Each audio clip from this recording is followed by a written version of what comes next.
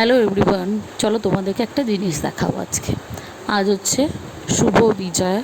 সবাইকে শুভ বিজয়ার অনেক অনেক শুভেচ্ছা ও ভালোবাসা। সবাই খুব ভালোভাবে কাটাও দিনটা। মা এতদিন আমাদের মধ্যে ছিল 4টে দিন। আজ হচ্ছে মা বাপের বাড়ি থেকে শ্বশুরবাড়ি ফিরে যাবেন। আজ হচ্ছে মায়ের বিসর্জন।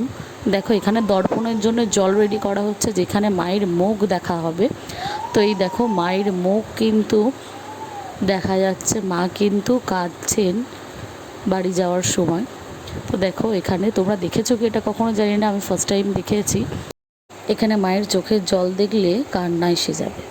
কেউ যদি মন থেকে ভক্তিভাবে দেখে তাহলে কিন্তু এই জলের মধ্যে মায়ের চোখে জল, সেটা কিন্তু দেখা যায় যে মা কাঁদছেন।